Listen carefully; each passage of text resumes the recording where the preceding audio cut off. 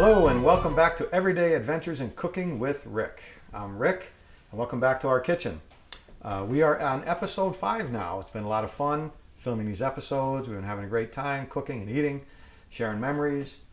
We're looking forward to your feedback as always and liking the page and just letting us know what you think. Today though, I'm going a little out of my comfort zone and we're going to cook some Irish food. I'm not Irish. My family's not Irish, but every year my mother would have to have corned beef and cabbage on St. Patrick's Day. So we did that every year, and she made it the traditional way. She would boil the corned beef, boil the cabbage, potatoes and carrots, and we ate it, sometimes begrudgingly, but we did eat it. But now we're going to kind of make that a little modern today. We're going to do a little twist on corned beef and cabbage. So, corned beef, and as you see, I've got my Irish shirt on. The camera person's going to yell at me for touching the microphone. And I've got my shillelagh, my Irish cap, so we're getting really in the mood for this Irish dinner. But what we're going to do is the corned beef is really a brisket. And I do a lot of smoked brisket. And the brisket is a kind of a tough cut. You have to cook it for a long time to get it to be tender. The corned beef, it's just been brined in a lot of salt for a while. Which is what makes it the corned beef. And there's two kinds. There's a flat cut and a point cut if you don't buy the whole brisket. This is the flat cut. It's got less fat on it, maybe a little less flavor, but it slices a lot nicer. And it still has the great flavor. So we're going to do that. This is about a 3.5 pound brisket. And we're going to put some spices in there. We'll talk about that. And we're going to actually braise this in the oven in beer. And today we're using a local beer from HOOKER Brewery in Hartford, Connecticut, in Bloomfield, Connecticut. And this is a HOOKER Blonde Ale we're going to try this time. Last time I made this, I did use Guinness, so it's a much darker beer. I'm going to try this time with a lighter beer. See how that comes out. We'll try it. Pretty simple recipe, so I guess we'll get started.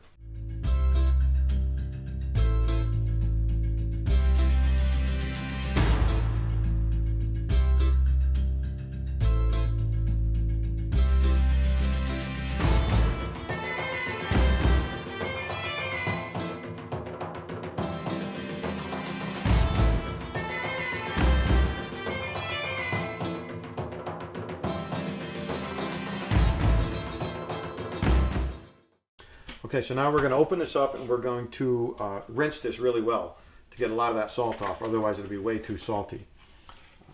So we're just going to cut this open.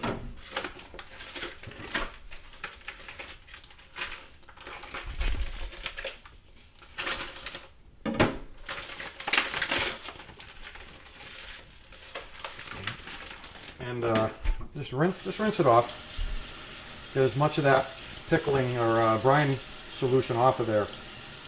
Otherwise, like I say, this is going to be way too salty.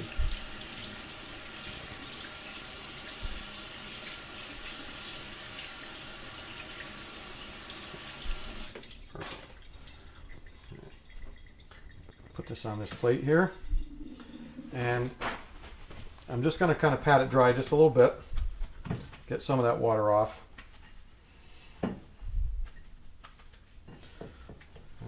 And then we're going to bring it over to get our spices on there.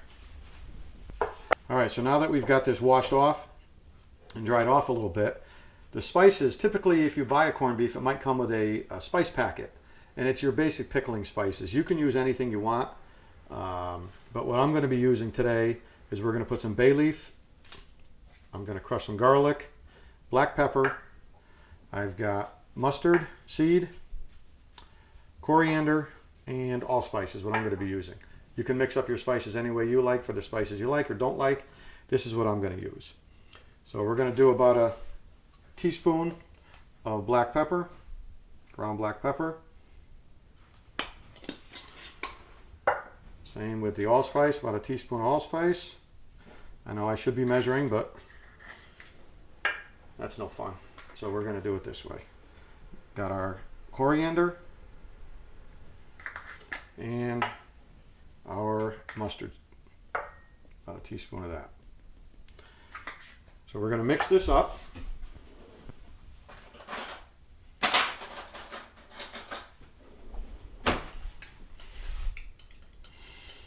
And we're just going to rub this right onto the brisket.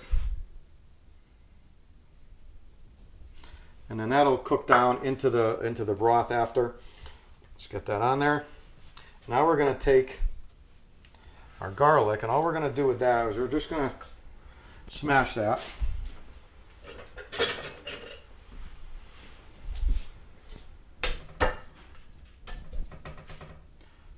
Do this so the camera can see.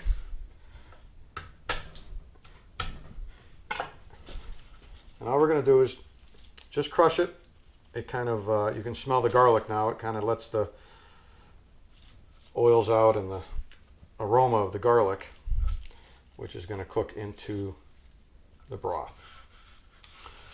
Of course, we're going to put all of our skins right into our compost bin, which will go into the garden later. So we've got our spice rub onto our brisket. Now we're going to take, what I'm going to use here is kind of a, I don't know, I guess this is a shallow Dutch oven that we're going to put our brisket in. And so we're going to put, now there's a side of the brisket has more fat on it. We're going to have the fat side up, so when the fat renders down, it cooks right through the meat. It helps keep it a little more juicy and tender. We're going to put our brisket right in there. We're going to put our bay leaves right in there, our garlic, just going to put that. And now everybody's favorite part, we're going to take our beer. You can use any kind of beer you want.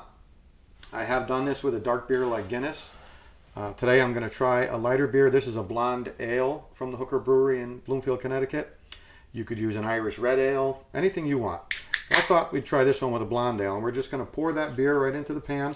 And this is going to be our braising liquid. And I'm going to pour the whole 12-ounce beer in there. And that's coming up about halfway up on the meat, which is good. And this is going to go into the oven, covered, at 300 degrees for at least 4 hours. I like to do it, minimum. And we're just going to put this on the middle rack in the oven.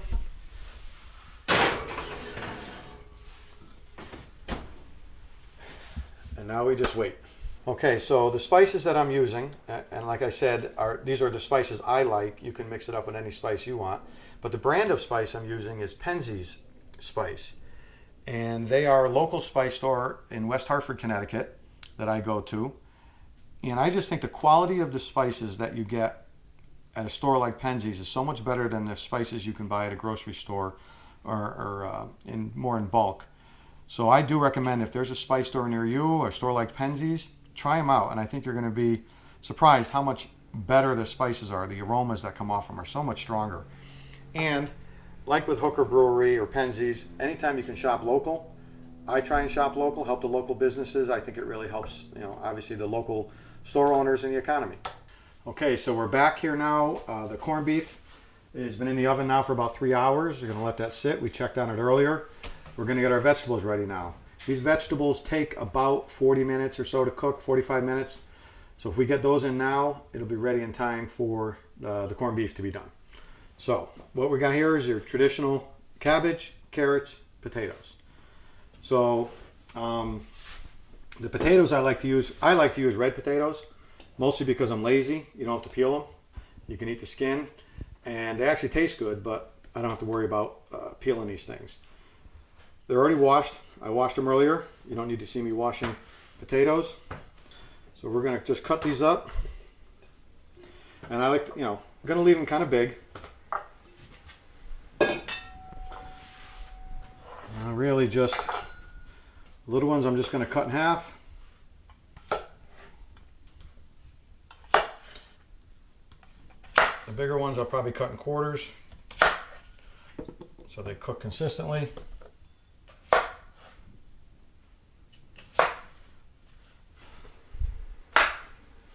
All right, so we got our potatoes cut. For these, I'm going to throw them back in a bowl. And we are going to season these real simple. We're going to put just some olive oil in there. Good old olive oil. We're going to put some salt in there.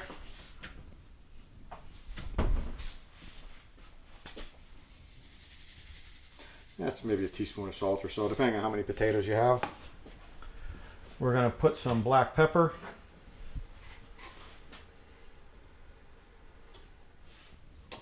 And you're going to say how much, and I'm going to say however much you want. And the last thing I like to put on those is some rosemary.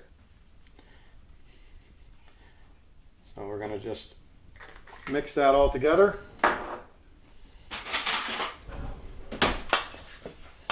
So that all the spices, the oil, rosemary, everything gets all over the potatoes. You want the potatoes kind of coated all the way around with the oil. Back in there. All right. Put those aside for a second, and we're going to work on the carrots and the cabbage. The carrots, all we're going to do, going to cut off the ends. I already peeled them, by the way, so I didn't bother having you see me peel the carrots. If I get a lot of comments on people wanting to know how to peel the carrots, we'll do a whole video just on peeling the carrots.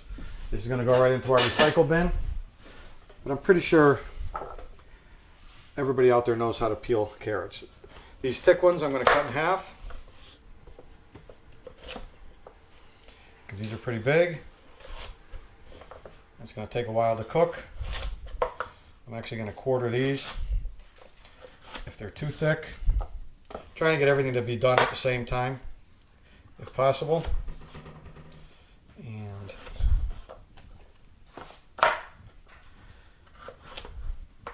now these, I know growing up, a lot of times when we would have carrots or we would have cabbage or some of these vegetables, they would be boiled and maybe served with butter or something. And of course, as kids, we did not want to eat that. Honestly, it didn't taste good. But when you roast vegetables in the oven, it changes the flavor. They become caramelized, the sugars come out, the flavor is totally different. So you may think you don't like these vegetables, but maybe because you haven't had them roasted like this. So now with these, same thing. We're just going to mix them with a little bit. Sorry about all the noise. We're going to mix these with just a little bit of olive oil, salt and pepper, and I'm actually going to put a little bit of dried parsley in this. So again, a little bit of olive oil, just enough to coat, some salt, a little bit of black pepper,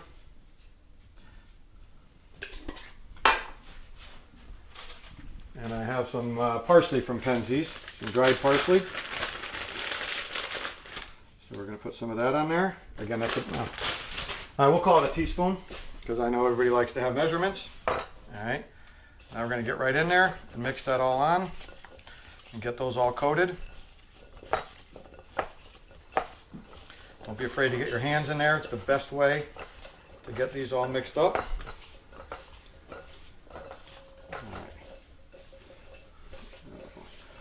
We are going to lay these out on a flat baking sheet, just like that.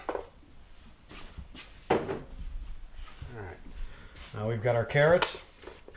I'm going to throw these actually right in the oven now. I've got the oven set for 350 degrees. So the carrots take a little longer than the potatoes do, so I'm going to throw these in now. In there. And that's set for 350. I accidentally turned it off. We'll turn that back on. And now we're going to get our cabbage ready. So with the cabbage, what we're going to do is we are going to cut this up like almost like cabbage steaks. All right, so thick pieces. So the first thing we're going to do is we're going to peel off any of the outer leaves that aren't looking too good. And we're going to cut the core out. Just go in with a knife. Going to go in at a little bit of an angle all the way around to get that core out. just like that.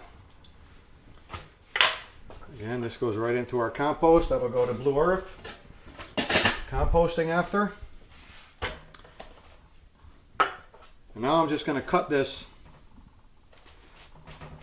kind of maybe 1/2 inch thick.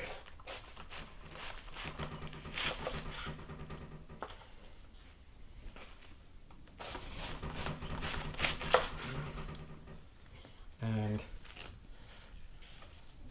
as we do this, I'm going to probably cut these. I think I'll leave them like this. I was going to say maybe I'll cut them in half. We'll see. And we're going to lay these out.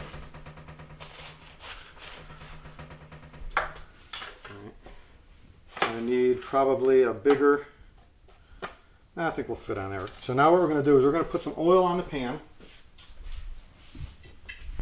A little olive oil on the pan. Brush that around because we're going to lay the cabbage right on top of that.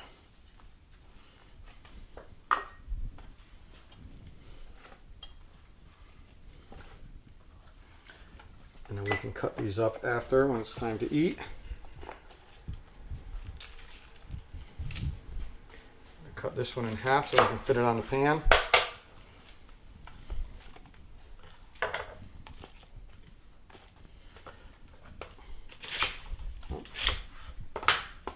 And there, we're good. Now we're going to brush a little olive oil right on the top of this. I'm going to pour some olive oil into a dish here. Get some more. We go through a lot of olive oil here. Just going to brush olive oil on the top. And again, when these cook, now again, growing up, there's no way we were going to eat cabbage. It stinks, and as kids you're like fighting to eat this. Now, suddenly, when you roast it like this, it actually tastes good. At least I think so. I'm going to put a little bit of black pepper. A little bit of salt.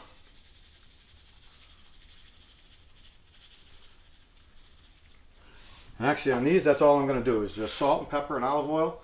And these are going to go right in the oven. So we've got our carrots in the oven. Now we're going to throw our cabbage in with the carrots. All right, and those are going to go, like I said, that's going to take about 45 minutes for those to cook. Now we're going to get our potatoes.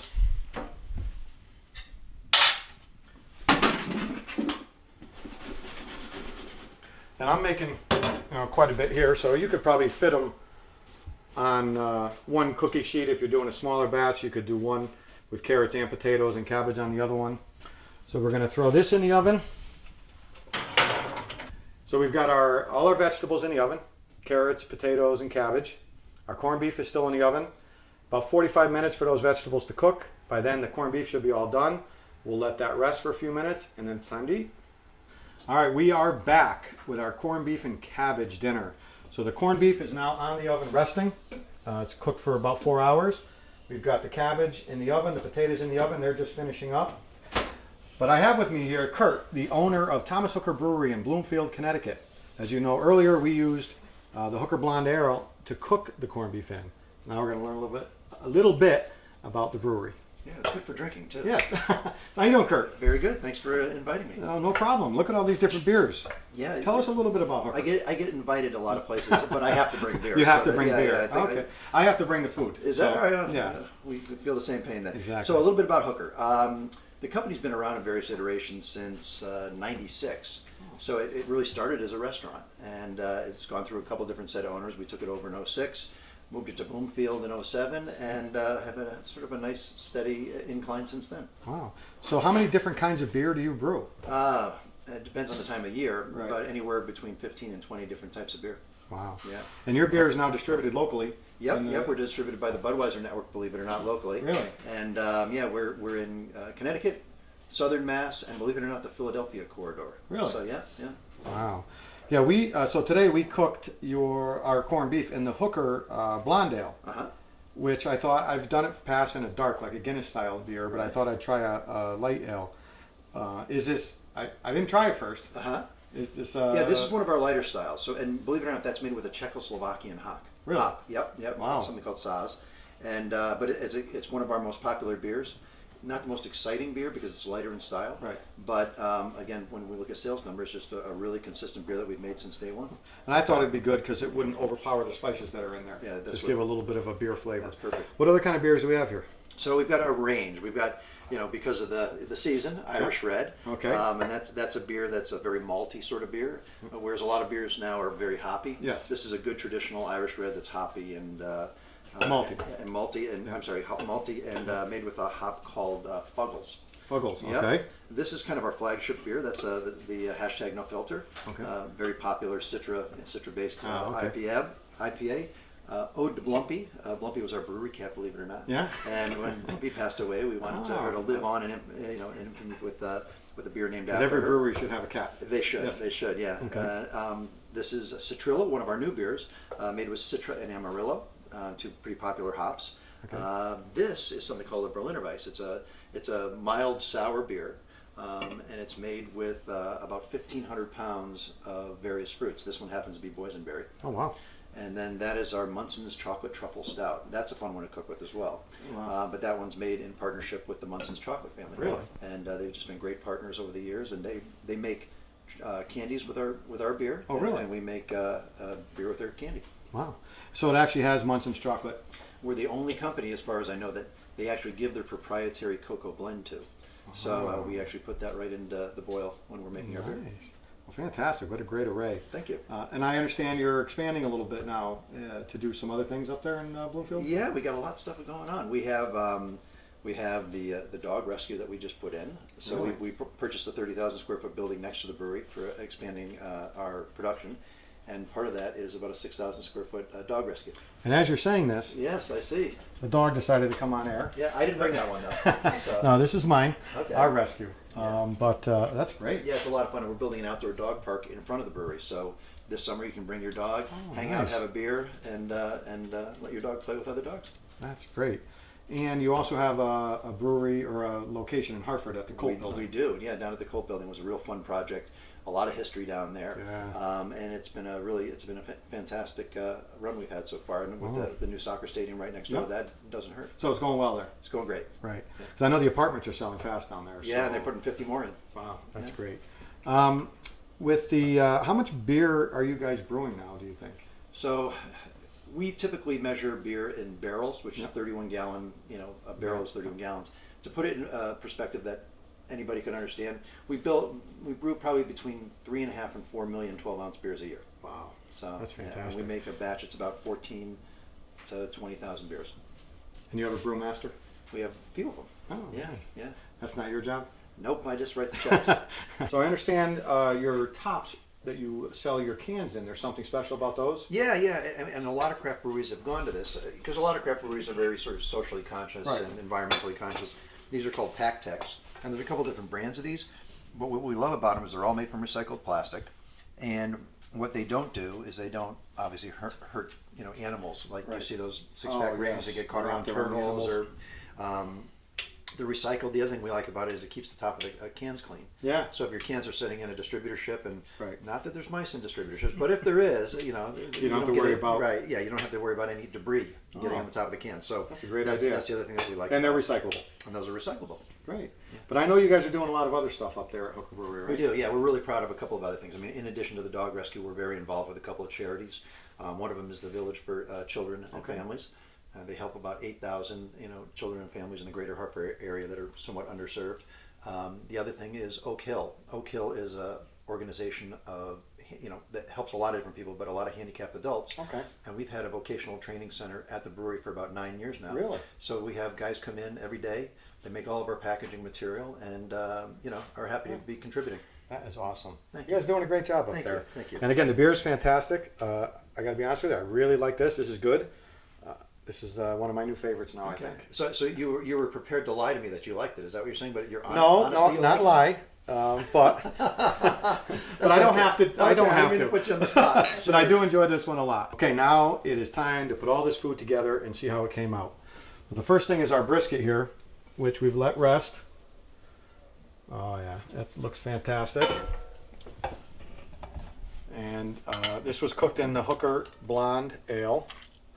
So we're going to put that right here on our plate. Bring that over here. Like that. We also have, let's check on our vegetables, which should be done. Oh yeah. We have our cabbage, which,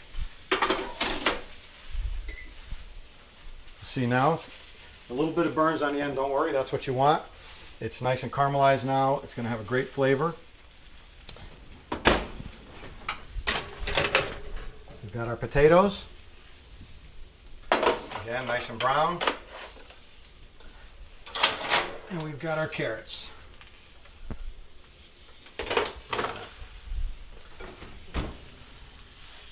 So we're going to put a plate together now and see how this came out. Again, with the brisket, you want to cut it. Meat has a grain to it, and you want to cut against the grain. Otherwise, you end up with pieces of meat that are chewy because you have these long strands. So you want to cut against the grain. Look, oh, it's falling apart. Look at that. Just the way you want it.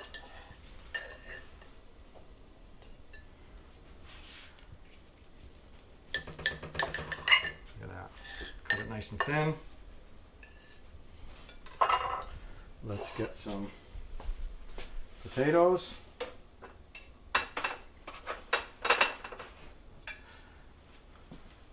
Let's get a little bit of the cabbage, some carrots. So now, this doesn't look like your traditional corned beef and cabbage that maybe everyone grew up on, but you don't always have to do things the traditional way. Sometimes there's a better way to do it. I hope this is better. We're going to find out. Kurt, you want to try some? I guess so. Well, you know, you brought the beer, I brought the food. Go ahead and cut a little bit. Okay. Help yourself. There's a knife right here. Oh, fantastic. Oh, see how this is? It's the Hooker beer that made this fantastic. I think we That better blonde open ale. one. I think we better open one of Oh, those. you know, what would go good with this? Well, you were talking about not traditional, so let's do a couple things that wouldn't normally be served with something like Okay. this. Why don't we start with, well, this is an Irish red, so that is kind of traditional. So Okay. We're not going to do that. We're not traditional. why don't we do hashtag no filter, which is one of our, like I said, flagship beers. Is this now? Is this an IPA? It's an IPA, but not a bitter IPA. So a lot of times you'll hear this is an IPA, a double IPA, all that. What is it exactly that the flavor? Well, no, it's not so much the flavor, but believe it or not, the alcohol content. Oh. So this beer right here is about 6.7%, Yeah. which is, you know, substantial. But we make another beer we call Super Duper Double Citra, and we just came out with another version of it called Super Duper Triple Citra. The Super Duper Triple Citra is at about 10%. Oh wow. So don't. So the operate- IPA is actually an alcohol content. No, IPA stands for India Pale Ale, and that's a style of beer. Okay. Kind of an interesting story. When the British were taking over the world, when they were in India, their beer would spoil on the way over there. So what they would have to do is actually put hops in it as a natural preservative. Oh. So when the soldiers got back to Britain, they said, "Hey, get me some of that India Pale Ale," because they developed a taste for the hops. Now, us in true American format, we way overdid it and put Okay. even more hops into it. And this actually has about 180 pounds of hops in each Really? batch of beer. That's right. But it's not bitter. It's all. So what aroma I'm going hops. to do is, because I know you've already tried that and I haven't, I'm going to try this one. Fantastic. Okay. And then what I'll do is I'll pour something else that's very non-traditional for this. You know, you're right about not being bitter. Yeah. It actually is. Some IPAs, to me, have almost an aftertaste, Yeah, like a bitter finish. like a to bitter it. finish. Sure. This does not. Right. Really smooth. And what people like about this is the aroma. Yep. And we get that from when we add the hops in the process. Now this is something called a Berliner Weiss. Very good. Obviously a German style beer. Very red. Very red because of the 1,500 pounds of boysenberries we put into it. Wow. Yeah. I'll tell you what I'm going to do. I'm going to take a little bit off the end of that can. Yeah, absolutely. So I can Yeah, taste get that some. for you. All right. I've And- never had a beer this red before. Well, you know, and it's crazy. So I used to own wine stores as well, and Oh, people really? would always say, "What wine goes well with this meal?" Wow. And I usually ask them, "It's like, what kind of wine do you like?" Right? Because Right. there's certain wines Exactly. that will blend well. Well, with honestly, meats I and drink things red like wine with almost anything because I like Right. red wine. that. Exactly. You know? So, The aroma from this is it unbelievably crazy? strong. cheers. Wow. So you get a little bit of tartness to it. Quite a bit, So yeah. it's not only about taste, but mouthfeel and Yep. and just like food, right? Right. So Yeah, excellent. Well, hey, Kurt, thank you so much for coming on the show. my pleasure. We're all going to have a nice dinner, a corned beef and cabbage now. Everyone's going to eat. We have some great beers to go with it. I want to thank everybody for watching again. What do I always say? Try and like the show, share the show. Comments, we want your comments. We want input. Go see Kurt over at Hooker Brewery in Hartford or in Bloomfield. And the dog rescue, what a great thing you're doing over there. Again, thank you very much, and we'll see you next time.